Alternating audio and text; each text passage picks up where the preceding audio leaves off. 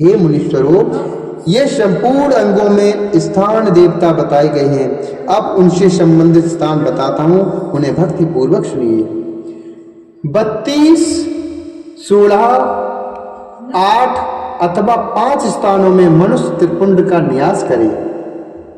मस्तक, ललाट, दोनों कान, दोनों नेत्र, दोनों नासिका, मुख, कंठ, दोनों हाथ, दोनों कोहनी, दोनों कलाई, हृदय, दोनों पार्श्व भाग, नाभि, दोनों अंडकोश, दोनों उरु, दोनों गुल्फ, दोनों घुटने, दोनों पिंडली और दोनों पैर, ये 32 उत्तम स्थान हैं। इनमें क्रमशः अग्नि, जल, पृथ्वी, वायु, 10 दिक् प्रदेश, 10 दिक्पाल तथा 8 वसुओं का निवास है। धरा अर्थात धर, ध्रुव, सोम, आप, अनिल, अनल, प्रत्यूष और प्रभास, ये 8 वसु कहे गए हैं। इन सबका नाम मात्र लेकर इनके स्थानों में विद्वान पुरुष त्रिपुंड धारण करे अथवा एकाग्रचित होकर 16 स्थानों में ही त्रिपुंड धारण करे।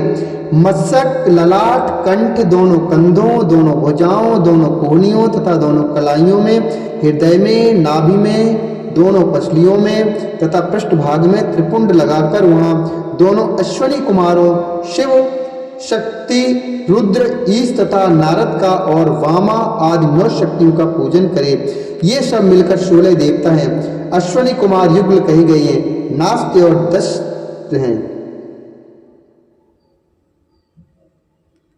अथवा मस्तक, केश, दोनों कान, मुख, दोनों भुजा, हृदय, नाभि, दोनों उरु, दोनों जानु, दोनों पैर और पृष्ठभाग।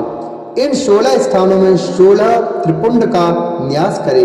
मस्तक में शिव, केशों में चंद्रमा, दोनों कानों में रुद्र और ब्रह्मा, मुख में विघ्नराज गणेश, दोनों भुजाओं में विष्णु और लक्ष्मी, हृदय में शंभु, नाभि में प्रजापति, दोनों उरुओं में नाग और नाग कन्याएं, दोनों घुटनों में ऋषि कन्याएं, दोनों पैरों में समुद्र तथा विशाल पृष्ठभाग में संपूर्ण तीर्थ देवता रूप से विराजमान है।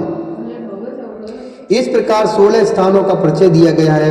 अब 8 स्थान बताए जा रहे हैं। गुह स्थान, ललाट, परम उत्तम कड़युगल, दोनों कंधे, हृदय और नाभि, 8 स्थान हैं। इनमें ब्रह्मा तथा सप्तऋषि, ये 8 देवता बताए गए। ये मुनीश्वरों, भस्म के स्थान को जानने वाले विद्वानों ने इस तरह 8 स्थानों का परिचय दिया है। अथवा मस्तक, दोनों भुजाएं, हृदय और नाभि, इन 5 स्थानों को भस्म वेत्ता पुरुषों ने भस्म धारण के योग्य बताया है।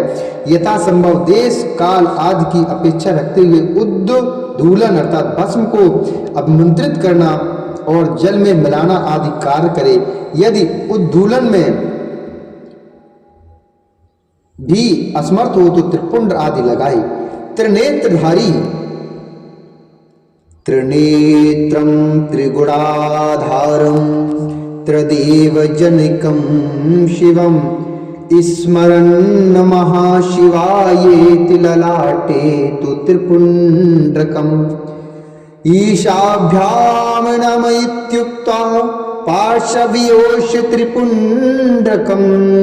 बीजाभ्यामणं इत्युक्त्वा धारयेतु प्रकोष्ठ्योः। कुर्यादधा पृथ्व्यां च उमेशाभ्यां तथोपरि भीमायेति ततः पृष्ठे शिरसा पश्चिमे तथा। त्रिनेत्रधारी, तीनों गुणों आधार तथा तीनों देवताओं कि जनक भगवान शिव का स्मरण करते हैं और नमः शिवाय कई का ललाट में त्रिपुंड लगाए। ईशाभ्याम नमः ऐसा कहकर दोनों पार्श्व भागों में त्रिपुंड धारण करे। बीजाभ्याम नमः यह बोलकर दोनों प्रकोष्ठों में भस्म लगाए।